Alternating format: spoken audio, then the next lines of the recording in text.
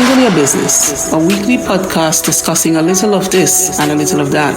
Handle Your Business appropriately blends serious topics with fun topics, all in an effort to help you have a good or better life. So join me, your host, Lady Lashley, and some amazing guests every Sunday at 5 p.m. to explore everything from financial management to dealing with relationship challenges. Put it in your calendar every Sunday from 5 p.m. Tune in to Handle Your Business for a very helpful half hour to get you ready for the week ahead. For more details, follow at Lady Lashley TT on Instagram and Facebook. Handle Your Business.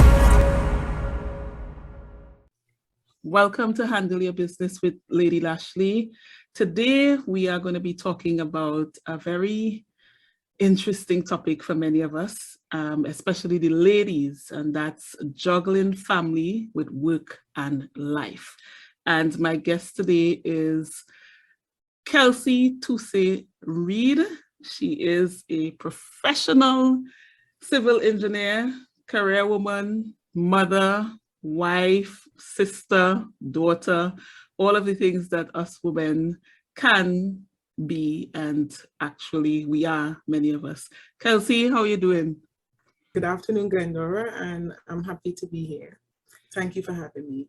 Thank you for agreeing to coming on. This topic, you're one of the brave ones. Many of us, well, I don't know how you have been doing, how the new year treating you, how the pandemic treating you, but many of us are struggling. We are struggling, and we're hearing, well, I am hearing, a lot of the same sorts of complaints, reactions, suggestions about life, being a woman. I don't want to preface what you will say, so let me ask you, how has it been generally for you? How have you been navigating the pandemic? Well, I would say the same. It's been difficult. We are all struggling, and it was a major adjustment. I still don't think I have adjusted, and it got to the point where I'm actually seeking help in trying to, cement how I'm going to process or progress with 2022, because I know I can't do it the same way that I did it in 2021. So like everyone else, it's been difficult, and I am also struggling with the situation. Right. Well, one good thing that you said there, which I think is a step ahead, is the fact that you are going to be seeking help, or actually you've actively started seeking help. Now, just provide a bit of context for those listening to this podcast episode in terms of, yes, I mentioned you are a professional woman, but tell us a bit about yourself in terms of just a brief background. What are you currently involved in? What are you doing? Okay, so like Glendora said, my name is Kelsey Toussaint-Reid. I'm on the cusp of 40. I am a civil engineer with the Division of Infrastructure, Quarries and Urban Development, and I am the program coordinator for the development program. Outside of that, I am a wife. I am the mother of 3 very energetic children. I was a past student athlete at the collegiate level, and this has kind of springboarded me into my second career, as I like to call it, as a coach with the Zenith Athletic Club. For hobbies, it's mostly sports related. I am an avid netball player, and I love going to the gym, but these has both been sidelined with COVID and an injury that I am currently dealing with. Outside of that, I like traveling and reading. Right. And you talk about very, very active lifestyle. So I can only imagine, having to navigate this whole pandemic. You talk about having 3 children. I am a mother of 1, and I feel like I have the world on my shoulders. But hearing you talk about 3, who are all energetic, how has that been? What is it like being a mom to 3 children, and especially with school closed? Right. So that even though we live under the same household, there are 3 different personalities. So a solution for one is not the solution for all. So I can't, broad brush any of them, right? I have all under 10, well, 10 and under. One is preparing for C next year, and the other two are infant age kids. So it's been, I mean, they are now all online, and finding the time to teach each one of them has been difficult. And it's been, I can't share it equally because you have one that's preparing for C, and she's going to need a lot more of your attention. Because if you really think about it, they have been out of school since she was in standard 2. So the kind of foundation that you need to get ready for C, they don't have that. So it's a lot more work now for the parents trying to get them prepared or even motivated to learn, because she has complained a lot about just being fed up of being online. And well, with the younger two, it's just really trying to keep their attention span for them to actually do the work online.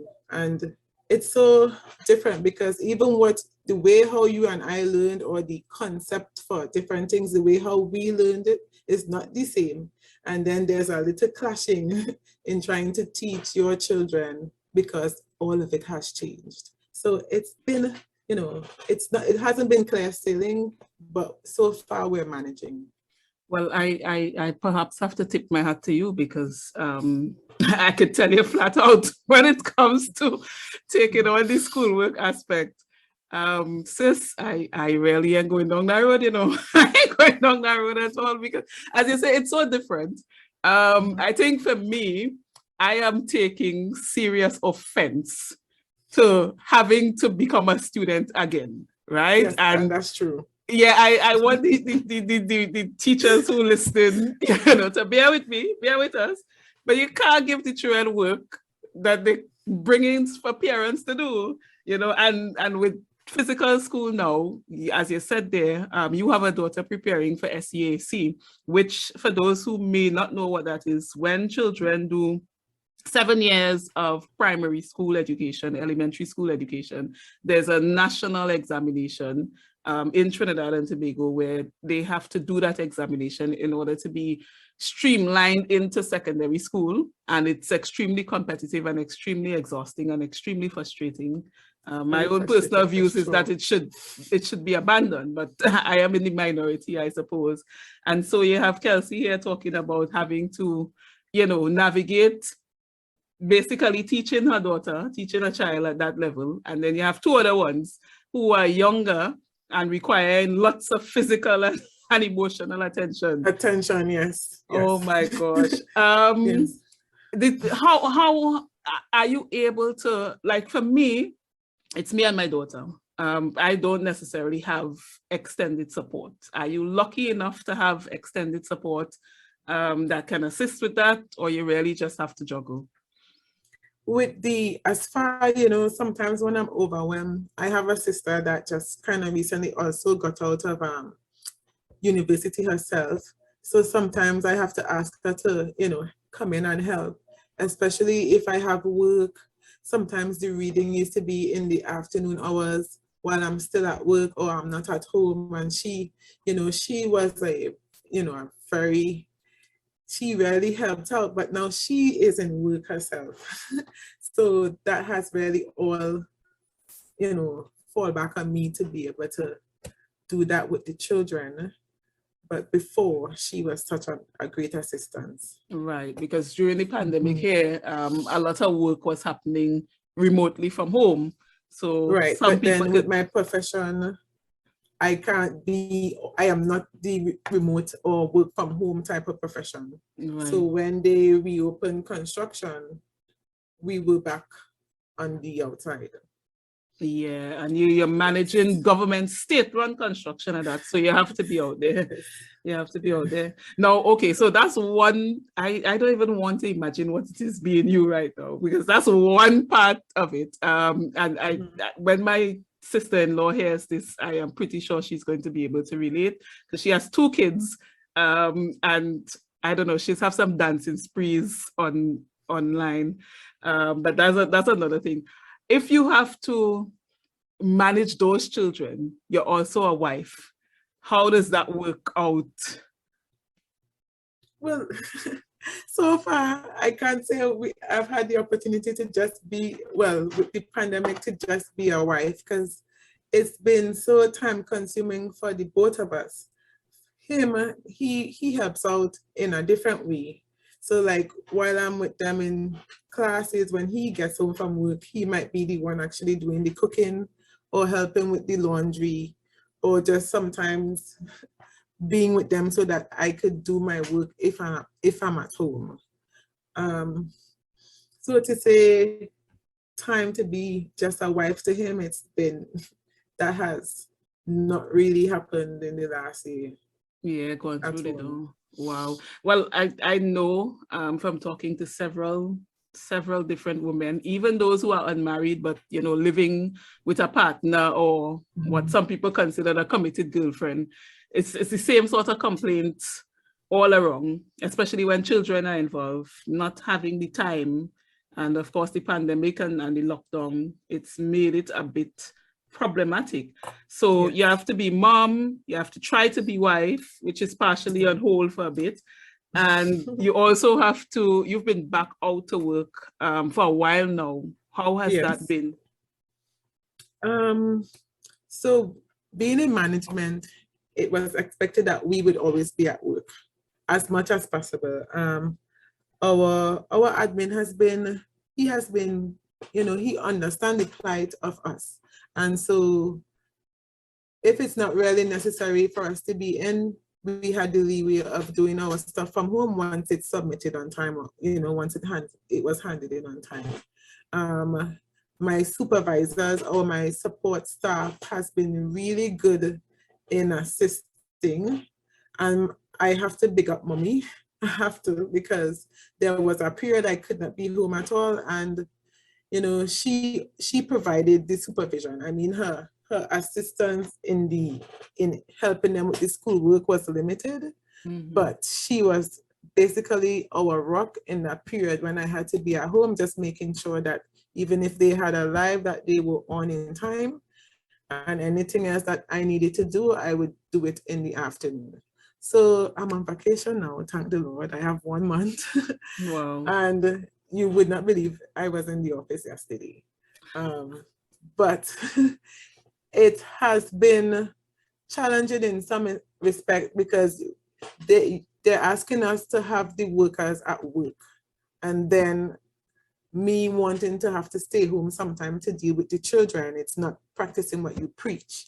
So I had to find that balance, and being sympathetic or empathetic towards what the workers themselves are experiencing, because if I'm experiencing it, I'm pretty sure that they are going through the same thing. So it was really trying to find that balance for me and for them, and still find a way to progress our projects. Right. As you say that, and you're of course trying to be one of the best managers possible, what do you think about policy-wise can be some of the things that those who are in charge need to take into consideration in a way that perhaps they weren't taken into consideration before? You could relate and sympathize with those that you supervise, because you have all of the responsibilities, if not more than some of them, right? So at management level, do you think that perhaps there's need to focus on special provisions for parents, special provisions for mummies? I don't know, what has the pandemic taught you about that? Well, we still have this culture about being present and not really being productive. Because I think if people are given the chance to be productive at home, they will do it.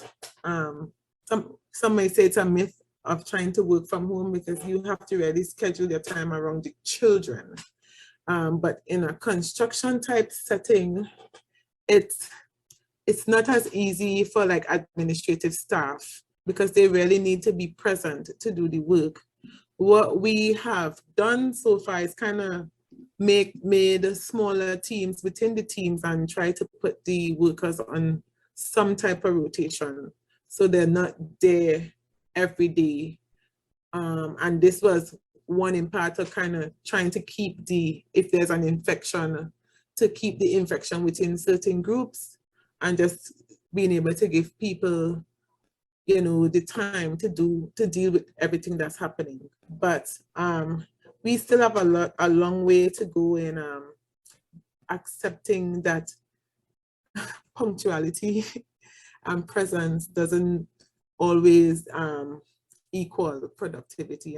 And I think if, you know, the different divisions were to adopt this, we'll probably see a lot more effort coming out of the workforce here in Tobago.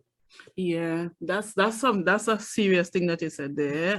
Punctuality and presence doesn't necessarily equal productivity. For the life of me, I don't understand how come as a region, as a people, we so far behind. I don't understand why people feel like they need to physically see you all the time, even if you're not doing anything.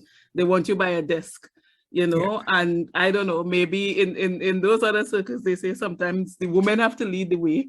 Maybe the women have to kind of stand up, because I mean, the women, or let me say active parents especially, really felt a huge burden during this time. Because yes. in the average family where you have children are always mommy, mommy, mommy. You go by daddy for some things, but life and death seems to be on mommy. And you know, I hearing all of the cries from all of the different people, but I'm wondering if it's not time that maybe there's some organized movement around really acknowledging, you know, women, some of the challenges that women in the workforce face. And of course, I don't want to get too much into the other part of the discussion where some people feel like maybe women should just stay home completely because you have to tend to the home.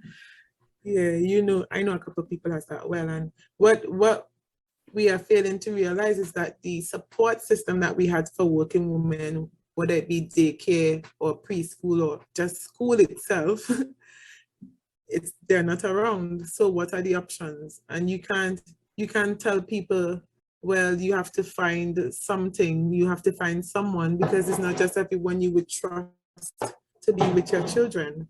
And most of the time, the people who you hear saying this are either male or people who don't have children. And it was something that we had to, even in the beginning stages, that we had to raise with management for them to understand the plight of what these, you know, women or women on a whole were going through. Yeah, you know, it's funny you say that, because I remember talking to a senior level male manager, and he was talking about being mindful of female employees because of pregnancy, in the sense that if you, depending on where you have a female employee, if she gets pregnant, then you basically lose, you know, you lose your labor. And so there's almost that kind of built-in prejudice, one that I suppose before hearing that I had not thought too much about in our local space here.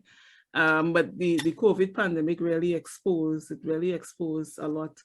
How have you been able, I know you say the balance kind of non-existent, but in terms of just taking a break and maybe finding some me time, have you been able to do that? So if, for those who really know me, my me time was gym time. It was the time for me to just process things, work through stuff. You know, if I was feeling frustrated, took it out on the weights or the gym. And then, you know, that was closed down for a while. And I kind of lost, I like to call it my happy place. And on the brink of that, I went through a really serious injury that took me out of the gym for, you know, it makes a year today. And that for me messed so much with my, you know, my mental state. So now trying to find me time has been very difficult. And I mean, sitting in the closet for half an hour, maybe in the dark, or just asking the children to just give me a space in the room, jumping in the car, taking a drive. That has been the limit of my, you know, my me time. But I want to implore anyone listening today that there are other options. And, you know, dealing with everything that happened, I actually signed up today actually for, you know, employee assistance to help me deal with all of these frustrating thoughts. Because not being able to go to the gym where I would normally process everything that was happening with me, it became such a burden. And you know, about a few weeks ago, it kind of just imploded. So not having that me time in all of this, you know, it wasn't very healthy. And that's where I am now as far as me time. Right. Yeah. That's good. Well, at least you have the luxury of as you say, going in the car, because I could tell you from my own experience, and I mean I only have one child, so I feel bad about complaining, because I just complain all the time. All the time. Like the child has her room, and I had to kind of go through a moment where I say, listen, go in your room, don't come in my room, lock your door. You know, don't talk to me, don't say anything. You know, when you're on the brink, like you feel you're gonna do something that you don't really want to do, the frustration. I've been to that, and that's when I would leave the house, not for long, but just take a walk and or take a drive, you know. But that is just temporary. Yeah. Well, hopefully the employee assistance program comes in quickly enough. Kudos to you for going through that. Not many people may have wanted to do that, so I think that's a really brave step. And hopefully for anybody that listens to this podcast episode, you understand the importance of normalizing that. I recently did another podcast episode with clinical psychologist Dr. Alina Williams, and she was talking about checking in, like a mental checkup, making it normal, not waiting until you reach the brink of anything, you know, kind of just doing it because we all have daily stress. So that's a pretty important thing. And I guess with the no me time, so that too went out the door in terms of liming, I suppose, with your girlfriends. Are you able to connect with friends that are outside of your family, even if it's online on Zoom or so? To be honest, my sisters we've actually become a lot more closer in this pandemic, because my regular, you know, the regular girls that I have, you know, hung out with, and they were all, our common core was netball. Without netball, we just kind of fell off. And to be honest, we haven't actually gotten together in more than a year. I've actually seen and done more with my friends that are abroad than with those that are here, because they have adapted. So we have Zoom sessions just to check in, Zoom sessions to work on goals or vision boarding.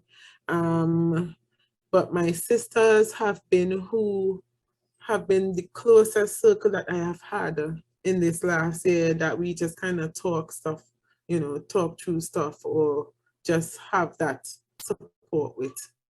But girlfriends to say go out and have a lime, because we don't have a social space. Everybody may not be vaccinated, and then you don't want to just really want to bring people into your homes like that anymore, because you know you're trying to take the necessary precautions to protect your family. So no, we haven't physically met in a year, and even the ones that I've been in contact with has all been virtual.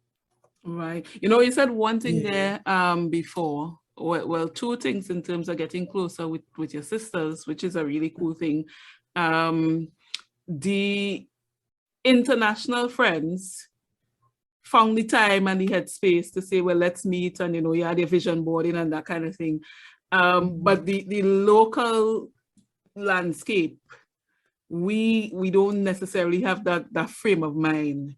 Is that something that you think you'll want to see more of? You know, people here are so different. It's so weird.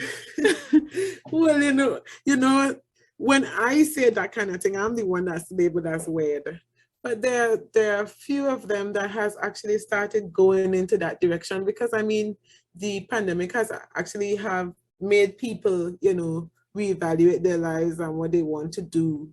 And so now they may not actually have vision boards, but they may pen down some plans. But to say have a Zoom and decide this is how we're going to do it, or bouncing ideas off of each other, we're not at that stage as yet.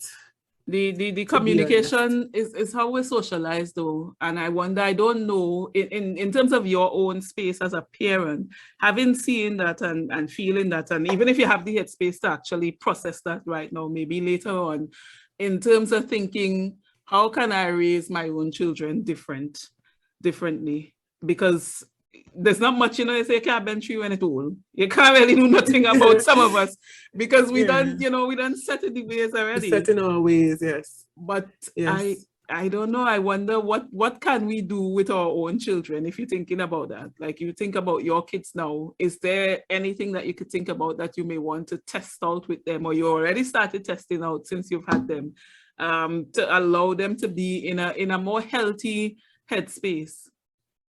Well, with my daughter, we have this book. I just actually can't remember the name of the book right now, but it basically does the same thing. It gives her a space to, pen her thoughts, or telling her it's okay to fail at things, or it's okay to feel a certain kind of way in situations, or to have feelings as a child and not make them feel any less of a person. And these are things that we did not have growing up. So it's like, it's not really a diary, but it's like, it's something to help you cope as you grow. Right. And the one cool thing about the book, it gives you have the option of choosing the person who you want to have see the stuff or go through the stuff with you. So right. It's not like it's something that she's doing on her own. And I think that's great. And I actually, with the children, I try to tell them it's okay to experience this. It's okay to cry with the boy, because with the boy they try to tell you you're not supposed to be. That's not an okay reaction for a boy. I make sure I tell them I love them all the time, so they are accustomed to hearing it. Because most of us, you can't really remember hearing your parents telling you they love you on a daily basis. Yeah, they never said it. they never said it. Don't sugarcoat it. They don't say it. It's something that I am doing different with the children. And sometimes parents used to be telling you, because I said so, I try to give them try to have a conversation with them about why I'm saying stuff, or why I don't want you to do something, not just because I said so. Even though sometimes, in the heat of a moment, that might be a response, but I try to talk to them as much. And, there were situations where I had to apologize to the children. I don't remember having that kind of moment growing up at all. So those are some of the things that I have, tried to do differently. And also, pre-pandemic, I used to take them places, experience new things, new people, new places, new foods. But, Yeah. Well, two things. I am very happy to hear you talk about what you're doing with the daughter and the children, because just like you, I've had a similar upbringing. And I suppose just like you, I am labeled maybe the weird one for doing very similar things. And you'll have to share that book with me, because I have a similar book that I got. Well, listen, I just buy books to the child because I can't have some of the conversations, which is weird. My daughter is younger than your eldest child, and I got her a book called Me and My Feelings, because I encourage the expression, but with this type of parenting, it has backfired on him, because then they tell you everything, and sometimes you're not very prepared, to hear it or when it comes. So I got her that. I got her a journal. You've taught me one thing there. Maybe I should, share with her that she can share the journal, because I just got her one and say, write stuff down. You don't have to share it with anybody, kind of thing.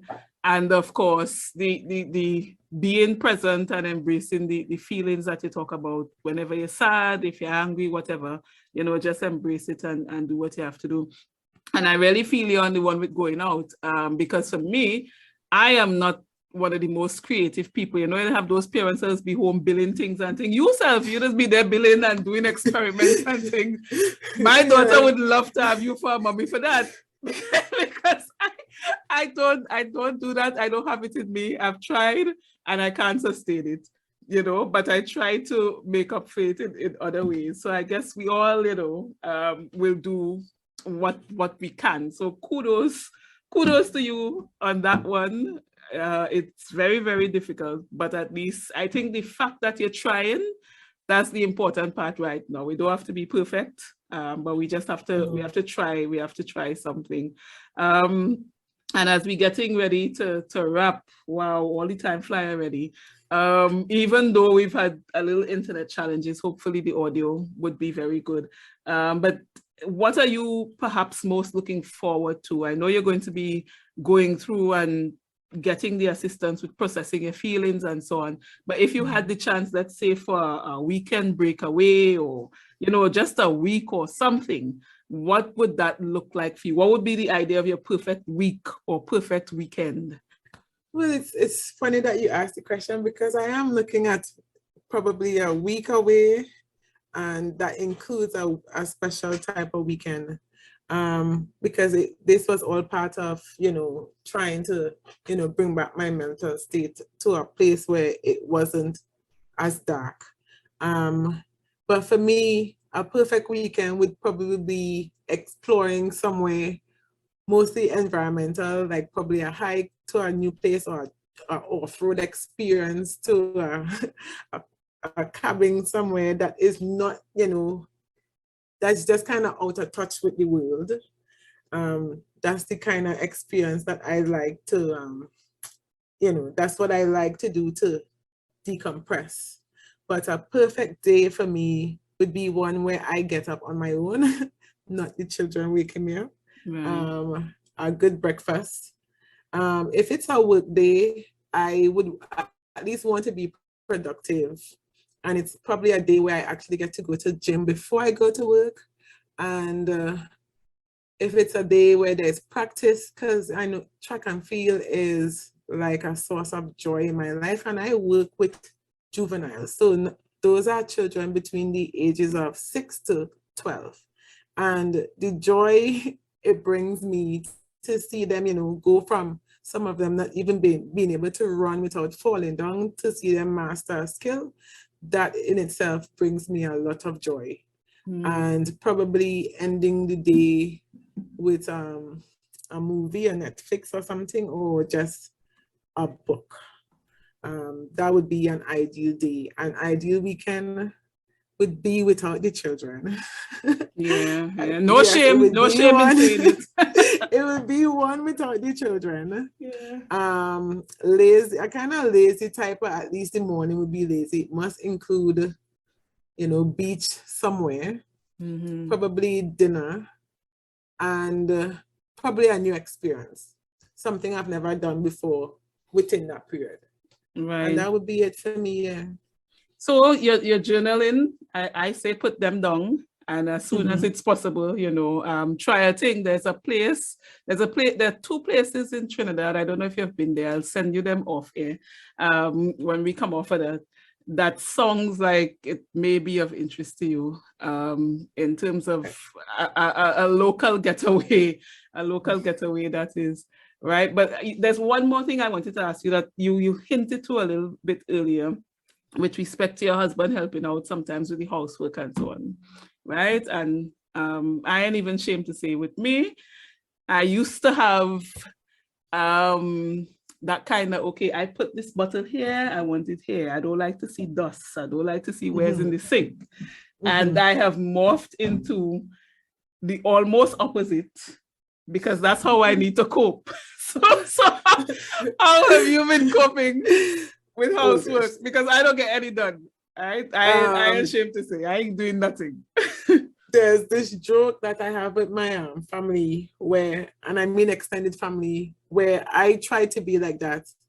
And a day I walked out to the living room, and me and a remote control car had such a tango in the living room that I had to, you know, hold on to the the curtains for my dear life. Oh, gosh. It was funny in the end because to see me scramble to catch my balance, it was funny to them. But trying to be like that, no, because then somebody gonna get damaged the way how these children are, right? The housework has exponentially grown because my mommy, according to her, they walk with dust. She was like, they just generate dust everywhere they go. But I think the house and all is tired because it has never been this, beaten up before. We are always cleaning something. There's always wares in the sink. The stove is always working, and the poor fridge. Oh boy. The poor fridge, because they're in the fridge every minute. I don't know, but I can't. The thing is, I can't just leave it because it's going to be a mountain at the end. So we try to at least get it done on a daily basis. If not me, then him.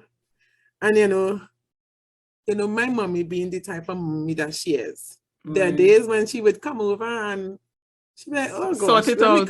Yeah. Yeah. So, well, tell she's free to come by my house anytime. COVID or no COVID. Because I almost put out an ad for help. You know how they are. She'd be like, oh gosh, you ain't changed some curtain here for the year. And she would come over and assist in that regard. But it has been a lot more than we are accustomed to. But let me ask you this now, as you say that, and this is the last one, I promise. Have you not felt as if you needed to go and apply for a food card? Or am I the only one where the food disappearing by the day? No, you're not the only one. And the only reason I haven't done it is because I look at where I am and what I'm able to get versus those who are probably in worse situations. Oh, but our grocery bill has, I don't know, it has doubled. Yes, crazy. Yeah, it has doubled. And I am not ashamed to say that I signed them up for school feeding. So that helps. That helps. There was one point in time where my son even forgot he ate and said, well, mommy, you won't feed me for the day. Oh. And it's terrible because they're always hungry, and not just hungry, starving. Yeah. But what I've tried to do is we had started that whole outdoor gardening. So, to grow for them to see, for them to understand that we can't keep, just going to the grocery for stuff and trying to explain to them how expensive stuff is, to not be wasteful. Right. Because it's really hard. I don't know. It's been, the food part has been crazy. It's been crazy. I can't say I'm happy to hear that it's not me alone, but maybe I'm a bit relieved because, girl, I am not. I think I'm agnostic, and I think that I've been maybe calling Jesus' name a lot because the thing it's not adding up.